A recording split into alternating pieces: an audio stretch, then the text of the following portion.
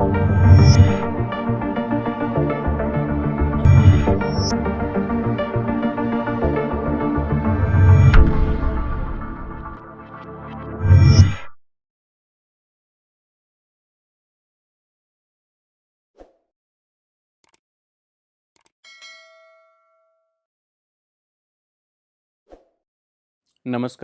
मैं doctor Alok Chauhan, assistant professor and convener geography, Vardhaman Mahavir open university Kota.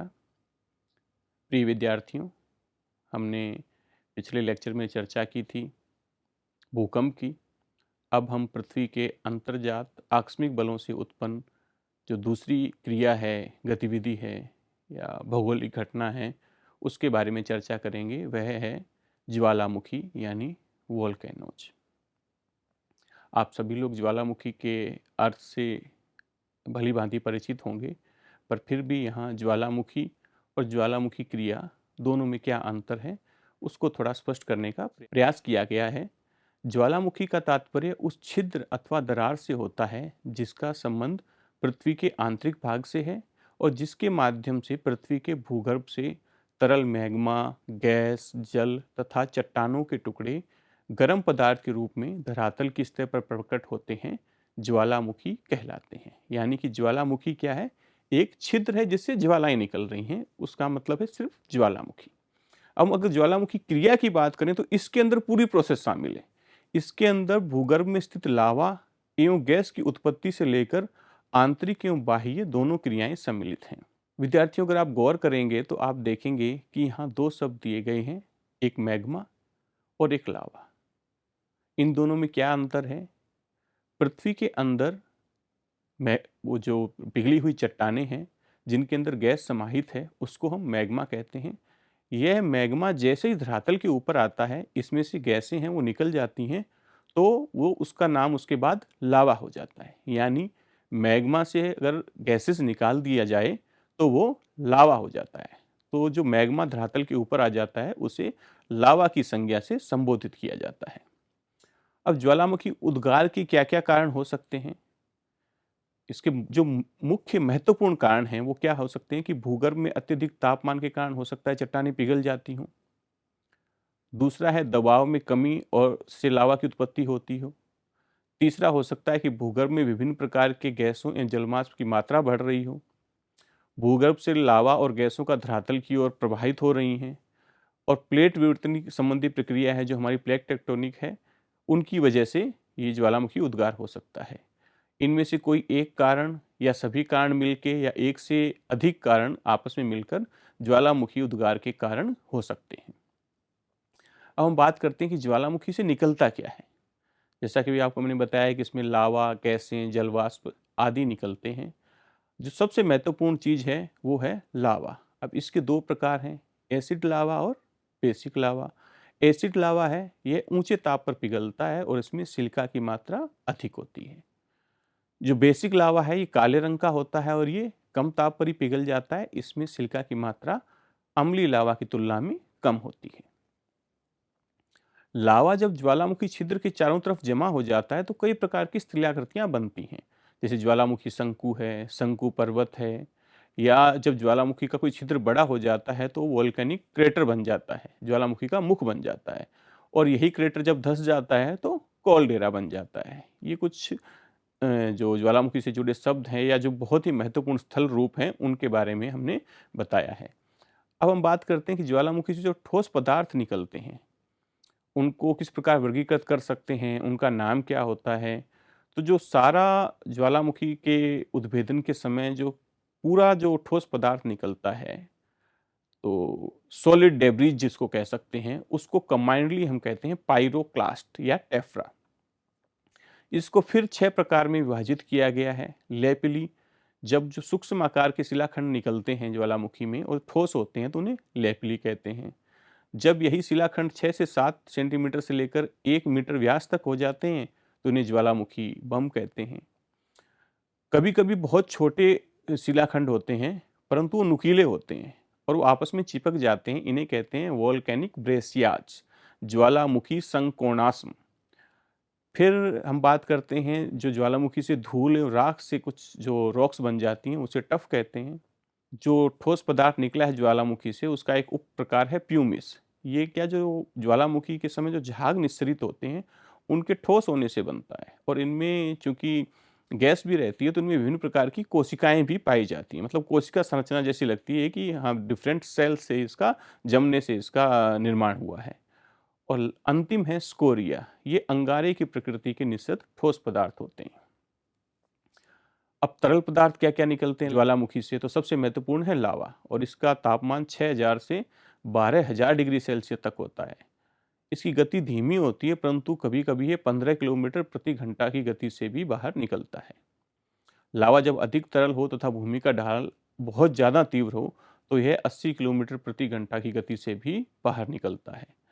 अब ज्वालामुखी में जैसे हमने बात किया ठोस, तरल, गैसीय पदार्थ निकलते हैं, तो गैसें कौन-कौन सी निकलती हैं?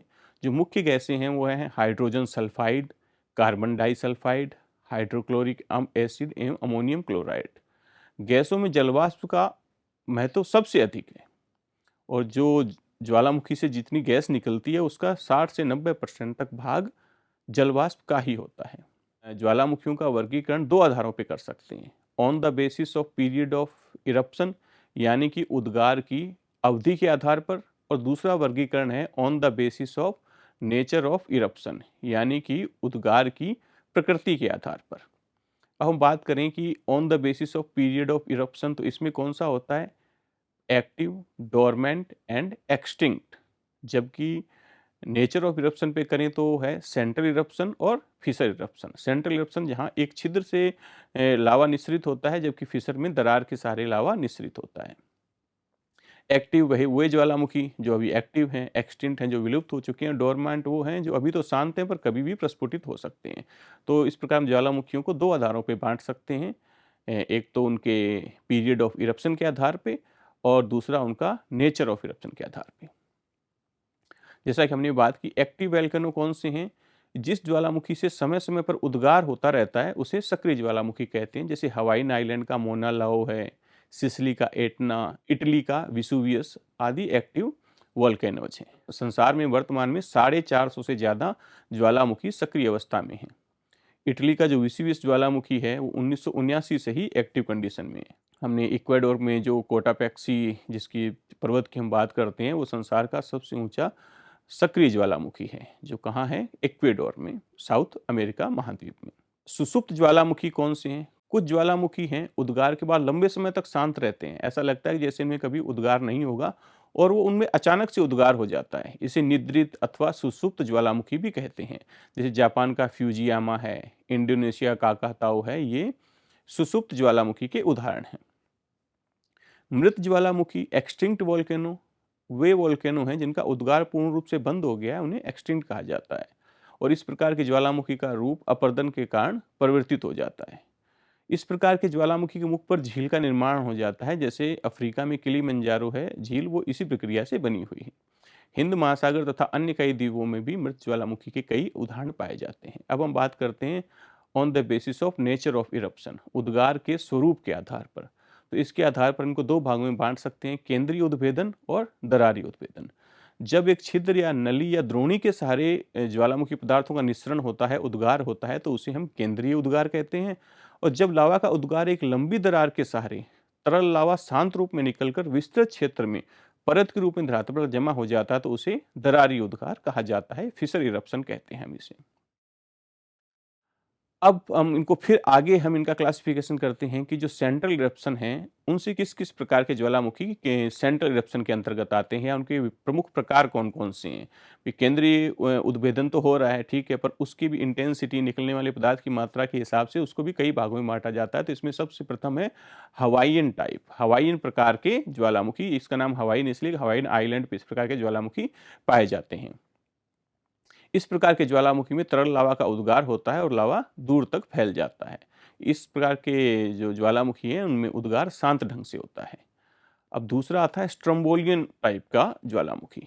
इस प्रकार के ज्वालामुखी का नाम स्ट्रोम्बोली ज्वालामुखी के बेसिस पे किया गया है और इस ज्वालामुखी में लावा पतला होता है और क्रेटर से लावा के साथ गैसें विस्फोट करती हुई निकलती हैं। लावा पदार्थ अत्यधिक ऊंचाई तक आकाश में चला जाता है। ज्वालामुखी धूल तथा विखंडित पदार्थ थोड़ी देर में नीचे गिरते हैं और लगता है कि जैसे चट्टानी टुकड़ों की वर्षा हो रही है। अगला प्रकार है वल्केनियन टाइप वोल्केनो यानी वल्केनियन प्रकार के ज्वालामुखी। इस प्रकार के ज्वालामुखियों का नामकरण सिसिली द्वीप में स्थित स्ट्रम्बोली ज्वालामुखी के पास पाए जाने वाले ज्वालामुखी के नाम पर किया गया है। इस प्रकार का ज्वालामुखी प्राय विस्फोटक एवं भयंकर उद्गार के साथ निकलता है। इससे निकला लावा गाढ़ा और चिपचिपा होता है और दो उद्गारों के बीच या क्रेटर में जमकर क्रेटर के मुख को बंद कर देता है, और अगली बार फिर जब उद्गार होता है तो पुराने वाला जो मुख बंद है उसको तोड़कर विस्फोट के साथ फिर लावा निकलता है। तो इस प्रकार विस्फोट और अत्यधिक तीव्र होता है। राख और धूल से भरे गैस विशाल काले बादल के रूप में आकाश में छा जाते हैं, जो देखने में फूल गोभी के समान दिखाई देते हैं। अब हम बात करते हैं विसुवियस प्रकार के ज्वालामुखी की। इस प्रकार के ज्वालामुखियों में गैसों की तीव्रता के कारण लावा भयानक विस्फोट के साथ धरातल पर प्रकट होता है। पांचवा प्रकार है पिलियन प्रकार का ज्वालामुखी। ये भयंकर विस्फोट के साथ उद्भूत होते हैं और ये सबसे अधिक विनाशकारी भी होते हैं। हम दरारी उद्गार से इसमें क्या है, लावा और गैस शांत रूप में लंबे समय तक प्रवाहित होता है और धरातल के ऊपर फैल जाता है। कभी कभी लावा की मात्रा इतनी अधिक होती है कि धरातल के ऊपर लावा की मोटी परत जमा हो जाती है, जो ठोस होकर लावा मैदान अथवा लावा निर्मित पठार बनाती है। जैसे कोलंबिया का पठार है, वो इसी प्रक्रिया से बना हुआ है। ये विभिन्न प्रकार के हमारे ज्वालामुखी हैं, हवाई तुल्य, वल्केनो तुल्य। इनको डायग्राम से दिखाया गया है किस प्रकार प्रकृति क्या होती है, नेचर किस तरह की होती है इरप्शन की। ये इन सभी प्रकार के इस इन डायग्राम्स में दिखाया गया है। हम बात करेंगे ज्वालामुखियों का विश्व वितरण।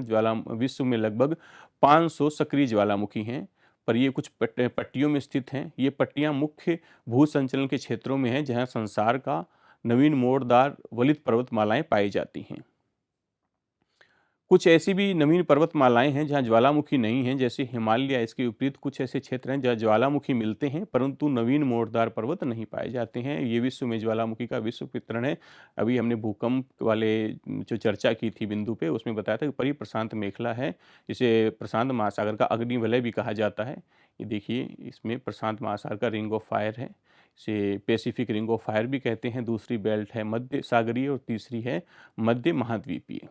तो प्रशांत महासागर, जैसा कि हमने बताया कि ये अग्निवलय भी कहा जाता है। इसमें ये परिप्रशांत मेखला 40,000 किलोमीटर लंबी और 500 किलोमीटर चौड़ी घोड़े के नाल के आकार की एक बेल्ट है, और विश्व के सर्वाधिक भूकंप है और ज्वालामुखी इसी बेल्ट में संबंधित हैं। विश्व के कुल भूकंप का 90% भूकंप रिंग ऑफ फायर में आता है। विश्व के कुल ज्वालामुखी विस्फोट का 55 से 7% ज्वालामुखी विस्फोट रिंग ऑफ फायर यानी कि प्रशांत महासागर के चारों तरफ आता है। इसका हम विस्तार बता रहे हैं कि ये अंटार्कटिका के माउंट अरेबस से शुरू होकर दक्षिण अफ्रीका के एंडीज, उत्तरी अमेरिका के रॉकीज से होता हुआ अलास्का, पूर्वी रूस, जापान, फिलीपींस आदि द्वीपों तक है। इसमें कुछ प्रमुख ज्वालामुखी हैं जैसे एकाकागुआ, ओजस डेल सैलेडो, चिली का गुआलाटिरी आदि इसके महत्वपूर्ण ज्वालामुखी पर्वत हैं। ये मध्य महाद्वीपीय पेटी है जिसमें विनाशात्मक प्लेट किनारे, अभिसारी प्लेट किनारे ज्वालामुखी आते हैं। इसका हमने विस्तार बताया है कि यह पेटी आइसलैंड से शुरू होकर स्कॉटलैंड से होती हुई अफ्रीका के कैमरून पर्वत की ओर जाती है, और कनारी द्वीप के पास इसकी दो शाखाएं हो जाती हैं, जो एक पश्चिम की ओर जाती है, एक पूर्व की ओर जाती है। पूर्व वाली शाखा ही बाद में इटली, सिसिली, तुर्की, ईरान, अफगानिस्तान होती हुई भारत आती है। इसके प्रमुख ज्वालामुखी हैं एटना, ईरान का देवमंद, कोह सुल्तान, काकेशस का एलबुर्ज। और मध्य अटलांटिक मेखला है, इसमें क्या है, ये रचनात्मक प्लेट किनारा है। यहाँ दो प्लेटों के अपसरण के कारण दरार या भ्रंश का निर्माण होता है। इसलिए यहाँ बहुत सक्रिय, बहुत विस्फोटक ज्वालामुखी नहीं आते, बल्कि बहुत शांत प्रकार का उद्बोधन होता है। इस पेटी का विस्तार आइसलैंड, मध्य अटलांटिक तट के सारे सेंट हेलेना तथा एजोर द्वीप तक है, और आइसलैंड है वो इस मेखला का सर्वाधिक महत्वपूर्ण सक्रिय क्षेत्र है। इस क्षेत्र के प्रमुख ज्वालामुखी हैं हेक्ला, एजोर द्वीप, सेंट हेलेना, लेसर एंटिलीज आदि। अब बात करते हैं इंटरप्लेट वोल्केनो की। जैसा कि हम बता रहे हैं कि ज्वालामुखी विस्फोट महाद्वीपीय और महासागरीय प्लेट के अंदर देखे जाते हैं, जिसकी उत्पत्ति का मुख्य कारण छोटे प्लेट गतिविधियों एवं गर्म भूस्थल संकल्पना को माना जाता है। मतलब हॉटस्पॉट इसका कंसेप्ट माना जाता है कि हॉटस्पॉट है, उसकी वजह से ज्वालामुखी आ जाते हैं।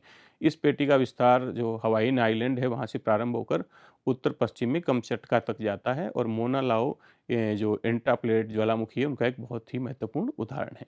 तो इस प्रकार हमने आज ज्वालामुखी, ज्वालामुखी क्रिया, उससे निकलने वाले पदार्थ, विभिन्न प्रकार के शंकु, विश्व में ज्वालामुखी का वितरण आदि के बारे में विस्तार से जाना। और अगले लेक्चर में हम लोग बात करेंगे ज्वालामुखी क्रिया से बनी हुई स्थलाकृतियों के बारे में। धन्यवाद।